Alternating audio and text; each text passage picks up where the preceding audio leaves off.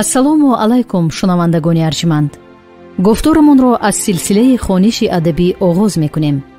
ҳоло гуфтори нӯҳумро аз рӯи достони нависанда шераки ориён ишқи осону мушкил дар қироати ҳунарманди халқии тоҷикистон қурбони собир бишнавед.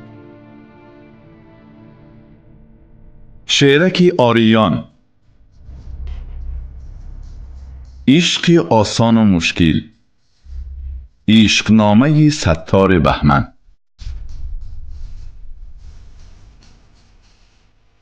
بعد روزی استراحت رسیده ادامه داد طبیب رویدادی وابسته منطقه دوردست را و من خوش داشتم روزی فارغ از کار در این گوشه آرام و آسوده دنیا بالکل آرام و آسوده باشم، خاصه با یک شیشمه دور افکنی غصه و غبار بگذرانم چنین روز را.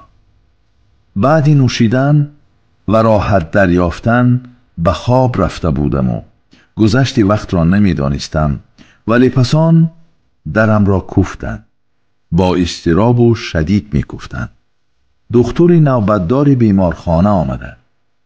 وقتی که خودش در نصف شب آمده پس معلوم چگیل سر زده. اگر یاردم ندهید می میرد اظهار داشت. اگر بمیرد در بلا می مانم و شهر داد. احوالش تماما بد شده. در یک پالات بیمارخانه دریافته بودم بانویی که جراحی کرده، دکتری نوبتدار. در نصف شب چنین کرده که آگاه نشود از این کسی، آگاه نشود از طفل داشتن بانو در بعد و دور برافکنده شدن همان. آخر بانو معشوقه راهبری اولی مضافات بوده.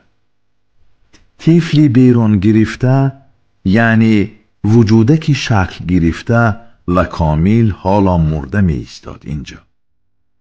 ولی مادری وی هم احوال بد داشت، یعنی به مرده شبیه بود، بلکه بیهوش می خوابید.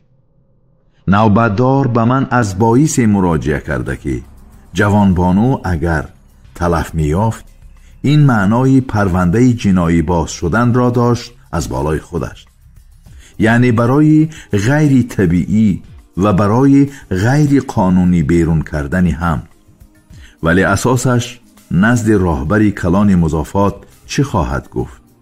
برای مرگ معشوقه وی، یعنی نزد راهبری که تمام شبکه های قدرتی منطقه در دستش و برای آشکار نشدن اسرارش همه گناه را پرتافتنش آسان به سر دختوری بیچاره و خود را به خبری این صوفی صاف بیگناه اعلان کردنش امکان داشت. از این باعث برای مدد کردن به دختوری آشنا و نجات بانویکی بیهوش هرچه از دستم می آمد می کردم تا از وضع بحرانی بیرون آمدن میسر بگردد. یعنی مجبور بودم بانو را از نو جراحی بکنم و این عملی پیچیده دشوار چند ساعت طول کشید. خاصتاً حملدان و بچه‌دان ورا که حال تبه داشت و باید بریده و پرتافته می شد کوشش کردم نبریده ایمین داشته بتوانم. زیرا زن بچه‌دان و حملدان نداشته باشد از بسا چیزی دنیا و حتی آیله داری بی نصیب بماند که اینش جبر عظیم می شد. صبح دم هرچند بانو هنوز چشم نکشاده ولی از لبی جری مرگ جانب حیات برگشتنش احساس گردیده بود، بلکه عیان می شد. من که ساعتهای زیادی جراحی نوگی پا به اضطراب و هیجان ایستاده بودم، بلکه گویا در نوک سوزن بودم. خستگی و بی‌حالی را احساس می کردم. از این باعث جانب منزل زیست خودم راه گرفتم تا کمی خفته به خود بیایم. فقط هنگامی پیشین بیدار شده بیمارخانه برگشتم. این وقت بانو یک چشم گشاده بود ولی مرا دیدن نمیخواست و بیمدار زور زده رویش را گرداندنی میشد جانب دیگر. الهیم هرگز تو را نبینم، چون این معنی داشت حرکت‌های بی‌حال وی، یعنی قهرش از دردهای کشیدهش غالبتر آمدن می‌خواست. یعنی از من رنجوری و دلماندگی داشت. نمی‌دانست نجاتگری جانش شدم در شبی پشت سر گشته. بله، از اول راضی نبودم به بریده بیرون آوردنی طفل شکل گرفته و کلان شده بطن او. حالا نیز خود را نزد وی سفید کردنی نمی شدم، بلکه سخت رسیده بود. خواهم نخواهم نجاتگرش من شده و فوک و دماغ می کند جانبم. دانستم نمی خواهد از باعث کدام کس دیده توانسته این دنیای روشن را از سری نب.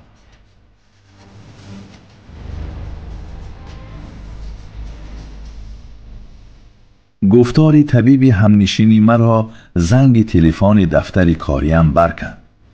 کسی زنگ میزد و من از روی رقمی در شیشه‌چه دستگاه روابط پیدا شده دریافتم. زوجم بود. از چی خواطر شده و زنگ زده و چنین طولانی و بی‌ضابطه؟ از چی خف دارد؟ زوجه گویا با اضطراب و قهرآلود زنگ میزد و درباره بانوی در پلت خوابیده و از دختر نجاتگر خودش قهر کرده، بلکه به اضطراب آمده اندیشه می‌راندم.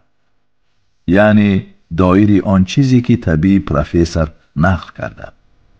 خلاص گوشک را نمی برداشتم، بلکه ناخواست فکر کردم نخواد حکایت های دختر به بانوی خاندان من هم وابستگی داشته باشد. تمام رگ و پیم کشیده شد. ادامه حکایت دختر را گوش فرا می دادم.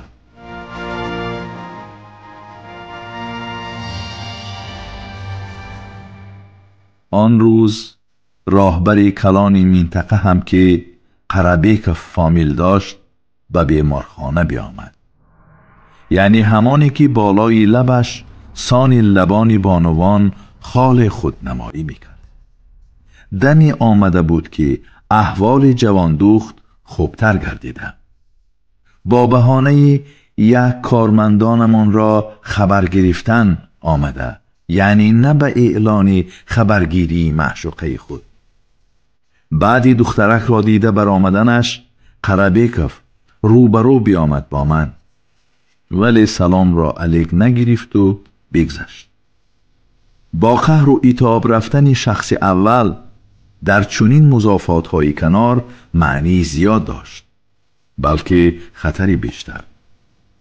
چند بعد از کار رانده شدم با بهانه، یعنی چه خیلی که حالا از کار رانده شده اینجا، بلکه راهبری مضافات دوردست سردختور را فرموده که برکنار بکند مرا وگرنه خودش رانده بشود. نزد سردختور اظهار داشته بودم بهترش من روم که دیگر اینجا کار کردنم دشوار شده. حتی طبیبی که در تاریخ نامه بیمار سبب جراحی کردنی معشوقه کلان را دیگر خیل نشان داده، یعنی درد کرروده نوشته و بعداً با مدد من بانوی جراحی شده را نجات بخشیده و از بلا آزاد گردیده نمیتوانست جانب دارم بگردد، زیرا از خودش و سرنوشت آیندهش میترسید. تو بر این متخصیصه که از کار راندند منم ایمانم، اظهار می داشت وی. خاصه آشکار بکنم اگر حقیقت را. حالان که من 5 فرزند دارم، یعنی بیکار و بیمعاش مانم، چی می شود تقدیر آنها؟ گرسنه و لوچ می مانند، به بلا و آفت می پیچند. و را واهمه پخش کرده بود.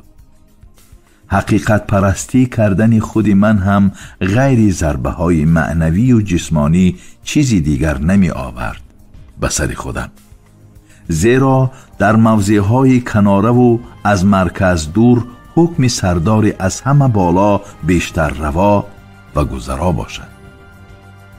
سردار بالا اسناد را به سر من از باره آورده که نه تنها خودش بلکه معشوقش از من نارضا شده، بلکه بیشتر از آن که معشوقش نارضا بوده. حتی وقتی دکتری جراحی کرده گفته نجاتگرش اصلا من شده، معشوقه کلان این را بی اساس طرفداری کردنی محکوم شده اعلان نموده، راهبر را نیز واداشته این نقطه نظر را قبول دارد. همچون متخصصی مسئولیت ناشناسی از کسبش ناآگاه رانده می شدم. باید اثبات هم کردن نمی توانستم. معشوقه راهبر را جراحی کردن، از بطنش طفلک را بیرون آوردن، یعنی باعث محوی طفل شکل گرفته و زنده گردیدن به آدم کشی برابر. در حجتهای تاریخ بیمار نیز جراحی با سببهای معین کرروده ثبت گردیده.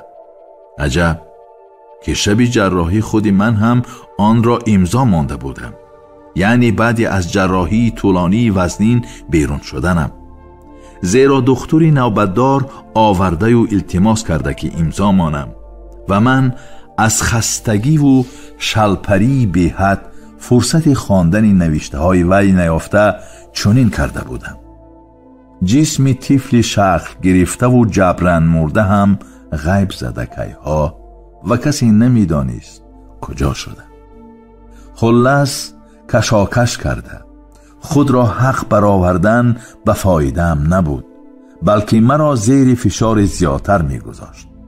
بلکه احساس می‌شد معشوقه آن سردار هرچند از بازی گویا برآمده دیگر شریک نباشد، ولی سرریشته اصلاً در دست وی مانده. موافق خواست خود بازی دارانده می‌توانسته، می‌توانسته بازی دارانده با وسیله منصبدار اساسی. گویا یک شخص عادی و مقرر بوده، جوانبانوی مضافاتی دور و طرز زندگی به سر می برده که گویا به این کارها و پیچیدگی دیگر دنیا شریک نباشد. اما ناعیان بازی‌های میخیزانده و چنان به فایده خودش حل و فصل کرده می توانسته که گویا یک چیزی عادی و ساده را اجرا می نموده.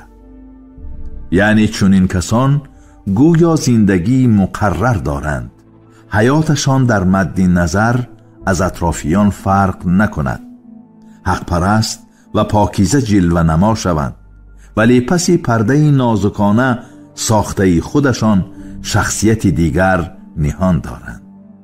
شخصی که به نمود عیان آنها بالکل شبیه نیست، در عمل نهان باشد کسانی با نفوس را در اطرافشان می دارد یا اطراف آنها همچو دوست و هواخواه و مانند این تاب خورده می گردد، ولی لحظه های ضرور آمد قدرت آنها را برقسان استفاده برده تواند، با دست آنها به سری طعمه انتخاب کردهش بلا ریختنش یقین باشد.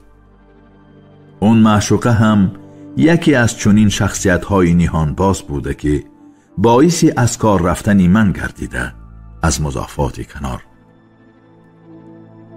اگر شما را زیغ کرده باشم دوام ندیهم، پرسیده بود بناگاه دکتر از منی که غوطه زده بودم به عمق خیال از چی باشد درباره زوجه خودم اندیشه می کردم. حالیا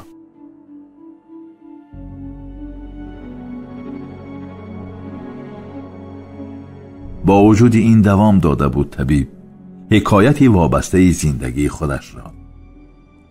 سردکتر و چند همکار دیگرم که مدام در مشکلشان دستی مدد می رساندم و بعضی چگیل‌های کسبشان را به وسیله من و مصلحت‌های من می کشوده همین قدر کرده توانستند که در دفترچه مهنتیم کسی از کار رانده شده‌ای بی مسئولیت قید نشده، بلکه با خواهش خود از بیمارخانه منطقه رفته ثبت گردیده. زیرا اینطور در دفترچه مهنتیم قید نمیشد، در جای دیگر رانده شده‌ای بی مسئولیت گفته مرا به کار قبول کردنشان ناممکن میگشت یا دشواری زیاد پیش می آورد. خلاص به مضافاتی که مهر دل و تلاش و جدل خود را بخشیده بودم دیگر ضرور نشدم. این از باعث بانویی بوده که از مرگ یقین نجاتش داده خودم. در سینی جوانی که دلت پر از آرزو و هوس باشد، به آدمان باوری ساده لوحانه و یا به قول دیگر اطمینان کامل داشته باشی، چون این رویداد یا گردش های ناگهان به دلت سخت می رسیده، بلکه بسا سخت می رسیده.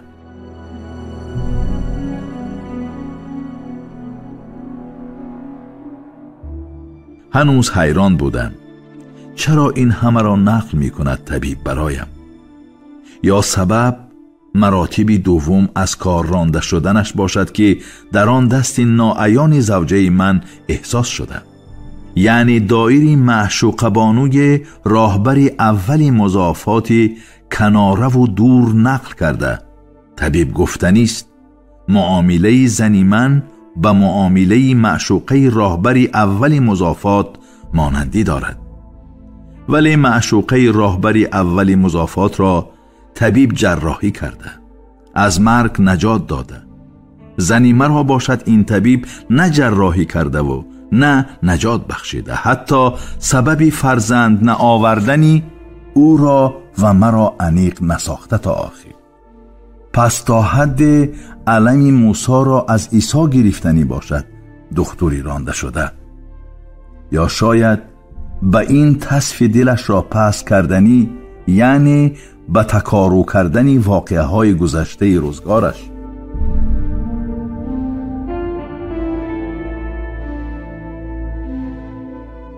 زوجم این وقت باز طولانی زنگ زده بود که از رقمی در شیشه‌چه تلفن پدید آمده دریافتم. زوجه من از چه خواطر باشد و چرا چنین دنبال هم زنگ میزند؟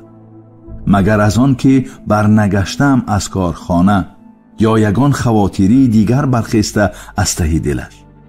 آن خواطریش به حیات بانوی مگر علاقمندی دارد که در مضافات باعث از کار رانده شدن دختر گشته؟ یا حس و خواطری زنها به هم شبیه باشند، بلکه شاید پیوستگی زیج دارند حیات جمعی زنها به هم دیگر؟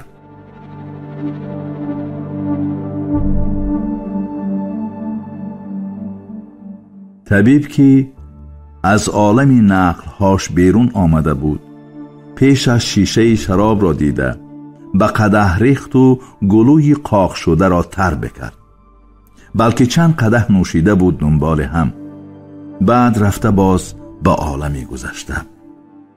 بله، ضرب ناگهان بود رویداد مضافات برای من، خاصتاً که بعد ختم دانشگاه هر امکان خود را در پایتخت صرف نظر کرده به این کناره آمده بودم با یک محبت و صمیمیت صدقی، زیرا به تصورم مضافات پاکیزه بود نسبت دیگر گوشه های دنیای پرپیچ.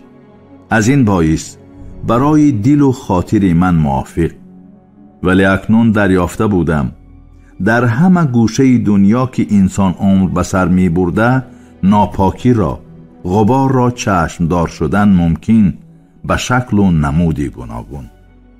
خلاص دیگر علاج نداشتم غیر آن که از مضافات دور برگشته باشم جانب پایتخت.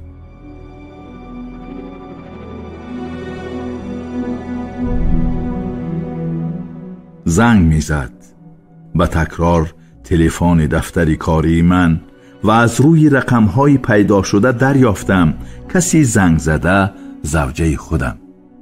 یعنی خواطر شده از کدام اضطرابی در قعر دلش پیدا گشته، و یا شاید از موج هوا احساس کرده باشد بعضی چیزها را او، یا اندیشه کرده که من شراب خارگی دارم و کافتن و دریافتنم حتمی باشد حالیا. اما طبیب می نوشید و من جرعه‌ای به لب نمی برده، بلکه درد دل طبیب زبانه داشت و آب لازم بود برای پست نشاندنش.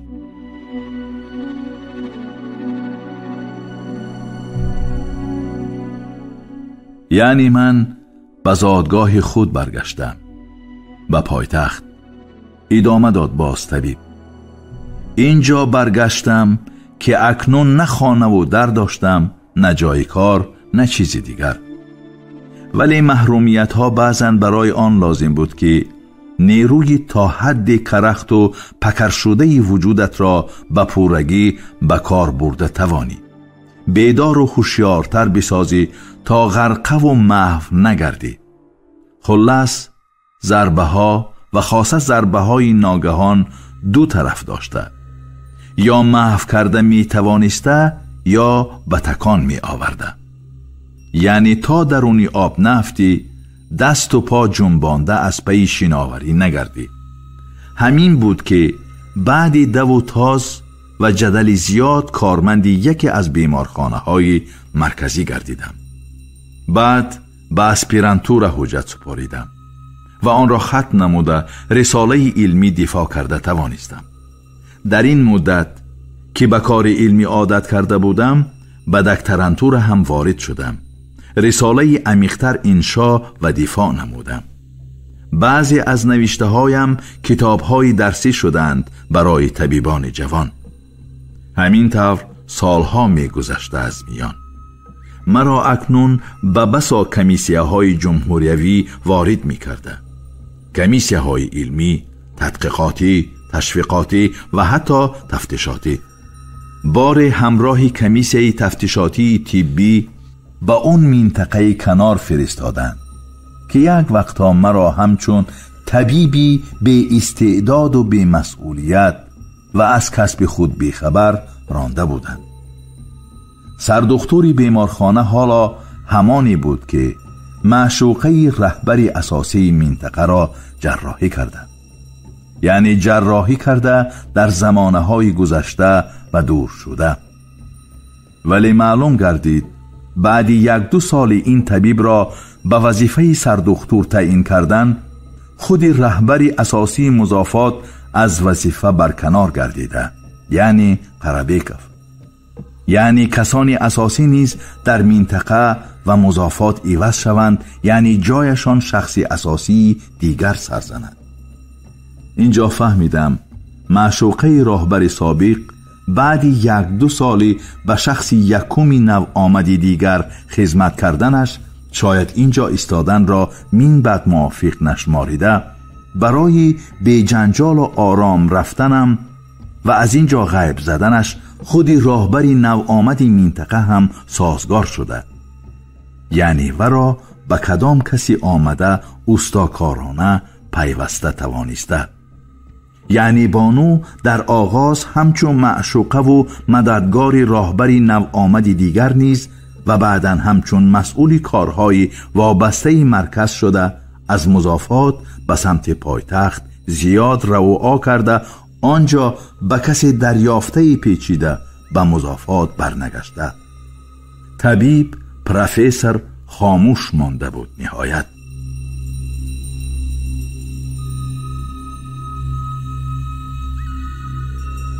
این جایش مگر به سرگذشت آن بانو شباهت ندارد که در مضافات دیده بودم و از دنبال من مراتب زیاد آمده پایتخت و نهایت در حیات من جایگیر شده. فکر می کردم زیر دل با کدام خواطری و اضطراب و هیجان.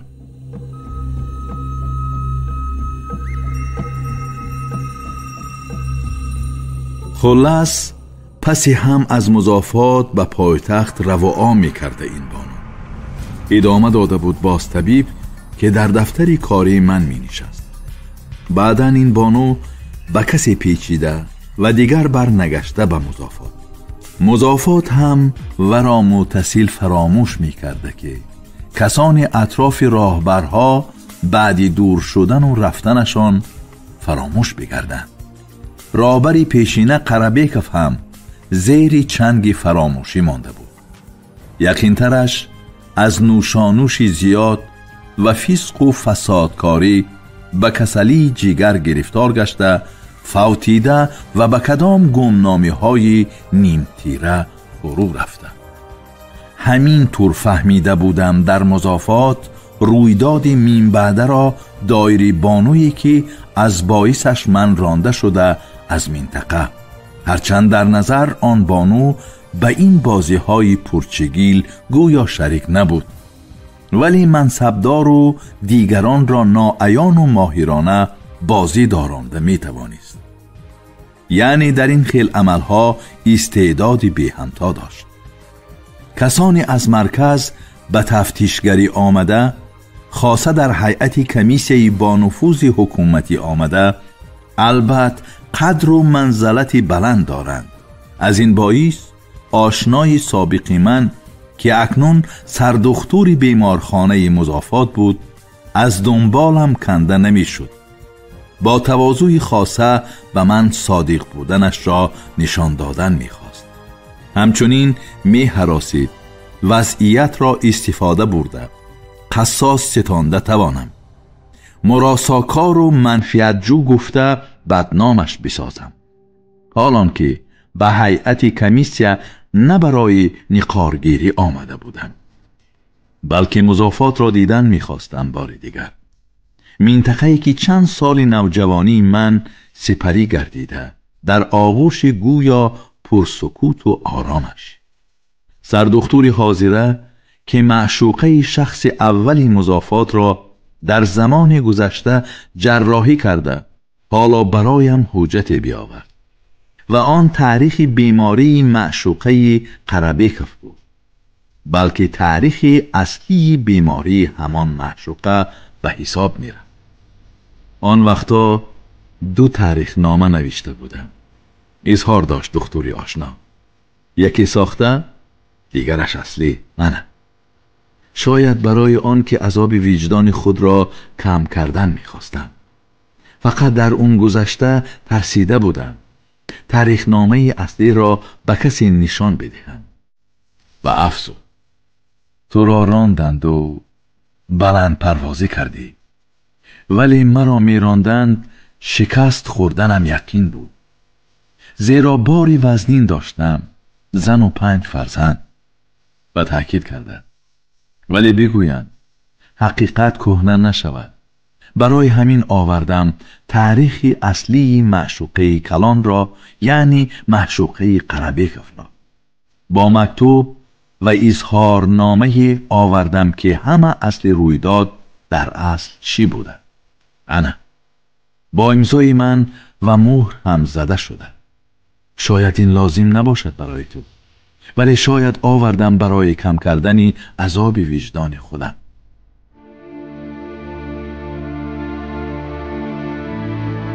شما گفتار 9 رو از روی داستان نویسنده شیرکی آریان عشق آسان و مشکل در قرائت هنرمند خلقی تاجیکستان قربانی صابر شنیدید.